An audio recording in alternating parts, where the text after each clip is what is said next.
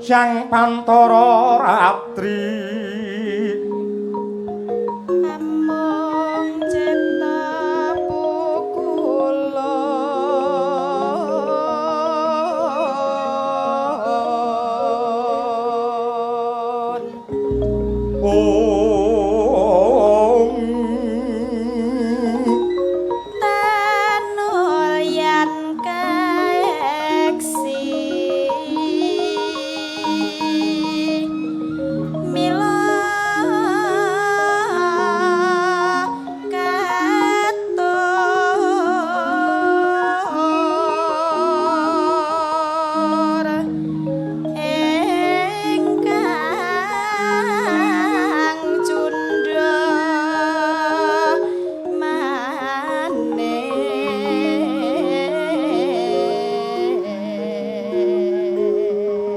prasasat rageng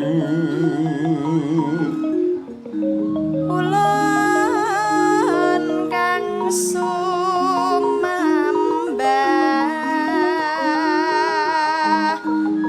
mungging padanta Prabu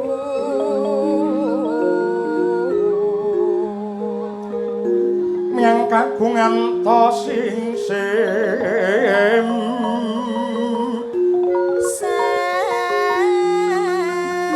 sasat sampun prapti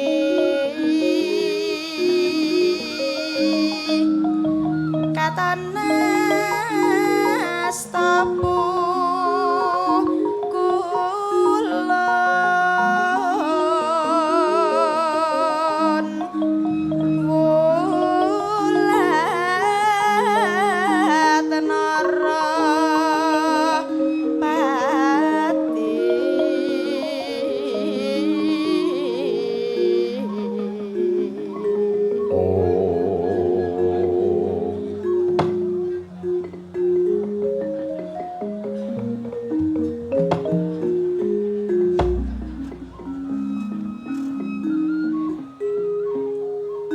Rama dewaning sun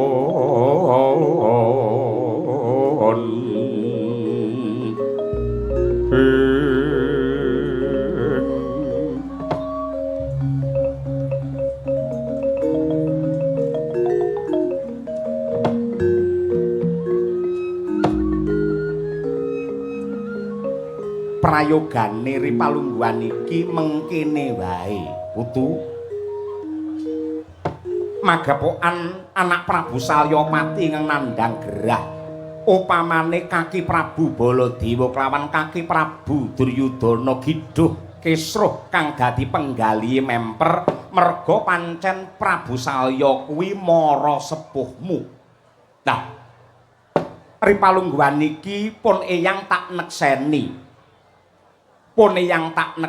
mara gage kabeh padha ngudala gagasan padha paringa dawuh jumbuh kelawan krenjeting batin kanggo srana ambingkas lelakon iki kira-kira apa sing bakal tak tindakke kabeh padha paring dawuh nyibarate wong klenengan mengko Bisma tak ngegongi wae ya kabeh do usula kabeh do rembukana kabeh padha ngudal gagasan lan kepinterane dhewe-dhewe kabeh mengko aku tak sing ngegongi merga aku yen dijak rembukan sing abot Nyi Rada Rekasa yen rembukan gending ayo karo aku lho monggo nuwun sewu kaliyan matur sisip nyuwun Gusti Samudra Pangaksami kula ingkang putra Mandura badhe nderek matur. Iya, kaki Prabu Baladewa piye? Nuwun sewu. Nyuwun pangapunten. Menawi saking pamanggih kula semunipun wonten gandeng cenengipun gerahipun Kanjeng Rama Mandaraka kaliyan icalipun pusaka Mandaraka nenggih keris Kyai Udanmas. Keris pusaka Kyai Udanmas menika sejatosipun adapur Tilamsari, pamoripun pancen Udanmas. Mila kaprahipun sinebut Udanmas. Lan pusaka kala wau manut dongengipun Kanjeng Rama Mandaraka menika peparing saking Kanjeng Eyang Argabelah Resi Bagaspati ingkang dipun paringaken dumateng Kanjeng Rama Salyapati ingkang anjalari dados lantaran sedanipun Eyang Penemban Bagaspati. Nah, bab icalipun Kyai Udanmas semunipun menika mujudaken pepeling saking Gusti, pepenget saking Hyang Agung amargi kula nyurasa kula nggatekaken patrape wong Mandaraka kabeh padha ndewak-ndewakake Kyai Udanmas. Negara Mandaraka ki upamane ra duwe Kyai Udanmas mesti bakal geger, mesti bakal gesruh, kawulane ora ana sing makmur. Ya mergo anane Kyai Udanmas mula wong sak negara Mandaraka uripe padha kepenak, anane mung tentrem lan rahayu. Gandeng anggenipun ngagung-agungaken pusaka kala wau nganti nyiwakaken panembahe menungsa kaliyan Gusti, satemah menungsa lali ora nyembah karo pangeran ning malah nyembah kalih Kyai Udanmas. Aja aku duwe gaman iki ora bakal aku dadi wong sekti. Aja aku duwe gaman iki ora kelakon aku dadi wong sugih. Aja aku duwe gaman iki ora bakal bengi iki terang kaya ngene iki. Angger sampun wonten tembung aja ngoten niku cetha lamun to nyiwakaken panembah marang pangeran. Lah menika mujudaken pepenget saking Gusti dumateng para kawuling Mandaraka, aja banget-banget anggenipun ndewak-ndewakaken kaliyan pusaka mliginipun Kyai Udanmas.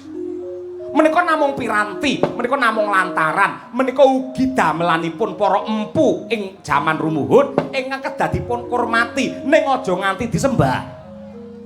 Mila saking menika menggaing petang kula Rama Prabu Mandaraka badhe waluya jati temah mulya lan ugi Kyai Udanmas badhe wangsul menawi para kawula Mandaraka menika saged weruh dumateng kiblat panembah sing bener nyembah karo Gusti ingkang Maha Nasa tartamtu ing mangke dadi sarana sumilak pepeteng yang nglimputi wonten ing bumi Mandaraka menika pamanggih kula. Iya, apik. Duryudana duwe panemu apa ora? Nggih. Kawula nuwun sewu. Pertama-tama ra cukup binetara kaya pertama-tama ngono kuwi lho. Angger nek Jamil kok mesti ngono kuwi ora.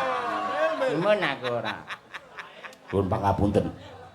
Kalilan kula matur. Kula condong lan rumaja kalih pamanggihipun Koko Prabu Mandura. Magepokan kalian icalipun Kyai Udanmas ning menawi pamanggih kula radi benten. Gandeng keris Kyai Udanmas menika pusaka ingkang ampuh, pusaka ingkang digdaya. Mongko negari Mandaraka menika subur makmur gemah ripah loh jinawi tartamtu kathah tiyang manca negari ingkang tropong kepingin ngidak kamardikanipun tiyang Mandaraka menawi badhe jajah Mandaraka kanthi cara peperangan tartamtu mboten badhe kasembadan karana Mandaraka sampun santosa jaba jerone. Ning kangge srana ringking negari Mandaraka lajeng wonten Durjana ingkang nyidra wujudipun keris Kyai Udanmas kanthi icalipun Kyai Udanmas andadosaken pepesipun penggalihipun Kanjeng Rama Mandaraka satemah nandhang gerah dados kula anggadhahi pamanggih bilih icalipun Kyai Udanmas menika cinidra dening Duratmaka dicolong karo maling. Nggih. Malinge sapa? Mboten ngertos kula. Ora prisa. Sengkuni apa ya duwe panemu? Lir-lir tandure wis sumilir kan ijo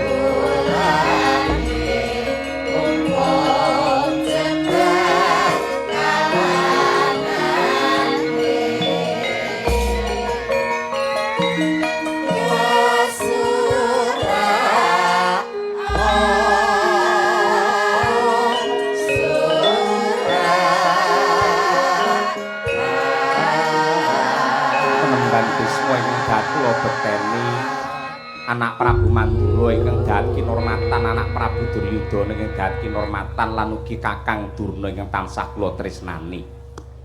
Kaliran kula matur nuwun sewu. Mboten kok kula menika mancasi dumateng dawuhipun Anggir Duryudana menika mboten, nanging kula badhe ngaturaken jumbuh kalian krenjeting manah kula menawi calipun Kyai Udanmas dipun cidra dening Duratmaka dipun colong kalian maling menggaing sengkuni kok kirang pas mboten tinemu ing nalar. Karana sak sampunipun dipun teliti kanthi permati nyuwun pangapunten.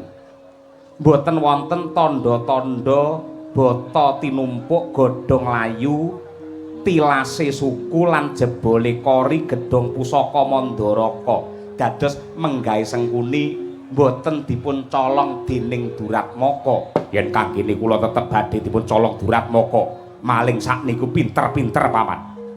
Ora perlu nyedak, ora perlu teka ning gedhong pusaka, saka kaduan bisa nyolong wujude pusaka. Buktinipun kathah para pinter sing geret pusaka kala wau saking katebian. Ning wonten paribasan, mboten sah paribasan. Yen sampe ra manut karo aku, sesuk ora usah melu. Sesuk ora sambunang baru, ora usah melu aku. Wis. Iki lho budale bareng kok ya wis geger lho. Wis pisane wis. Kaya ora mesake, ngene marai mutung bocah lek kaya ngono kuwi. Melu pindho digawe-gaekne ora. Wis gek metu gara-gara Jawi Timuran ngono. Durna Maragage kowe ngudalo gagasan. Lenglenging driya mangu mangun kong kanduan rimang lirlena tanpa kanin. Yen tantulusa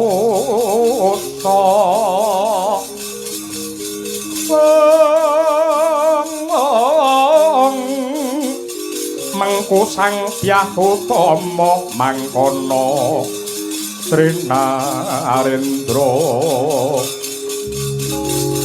Trinarendra mudha wusnya lan anggrerapa. Kawula nuwun sewu. Nyuwun pangapunten ingkang agung sejatosipun nampi badhe kendelan kewalane gandeng nampi dawuh saking Sang Maharsi Bisma supados matur pramila klungsu kula badhe nderek kudu nadyan ta paribasan kucem-kucem dipun raupi. Kula cocok kalian pangandikanipun Anggir anak Prabu Duryudana bilih calipun Kyai Udanmas menika cinidra dening Duratmaka dicolong kalian maling. Lah menika pitakenipun sapa ta malinge lah ngaten ta. Lan nuwun sewu kula saged anggreba menika ugi mawi nalar mawi pamitung ingkang jlimet. Ingkang nyidra wujudipun keris Kyai Udanmas menika yektosipun dede tiyang sanes ning keluarga Mandaraka piyambak. Nuwun sewu. Kula saged nropong wonten keluarga Mandaraka ingkang semunipun dipun kiwakaken, dipun sisihaken satemah mapan wonten njabaning garis keluarga Mandaraka. Sang Prabu Salyapati menika kagungan rayi mijil pamestri nenggih Sang Dewi Madrim Swargi garwanipun Prabu Pandu Swargi. Mongko Dewi Madrim menika anggadhahi yoga kembar kemanikan nenggihipun Nakula lan Sadiwa. Nakula lan Sadiwa niku bingung rasane, sapa ta menungsa sing pengin duwe kelungguhan, sapa ta menungsa sing ra pengin duwe derajat pangkat. Waton rasilak saka batine menungsa mendhi pengin mulya, pengin kinormat, pengin sugih niku saestu. Ewadene si kembar Nakula Sedewa pengen dadi ratu ana Ngamarta ora bakal. Sing enek Puntadewa, upamane Puntadewa lengser sing enek Werkudara, Werkudara ora gelem sing enek Janaka. Abot yen pengen dadi ratu wonten negari Ngamarta. Yen pengen dadi ratu wonten Mandara taksih wonten Anggir Burisrawa. Tartamtu menika mujudaken pepalang. Lah, si kembar kemanikan kala wau tembunge mentereng nyidadalan. Ngerti dheweke keringkiane wong Mandaraka kuwi wujude keris Kyai Udanmas. Waton keris Kyai Udanmas dipun colong. Tartamtu andayani gerahipun Prabu Salyapati. Wong lara ning diparani yen ngenes bakal mati. Yen mati niki mangke ingkang badhe ngrengkuh, ingkang badhe gegem, ingkang badhe dadi ratu wonten negari Mandaraka. Tartamtu lare kembar Nakula Sedewa kala wau.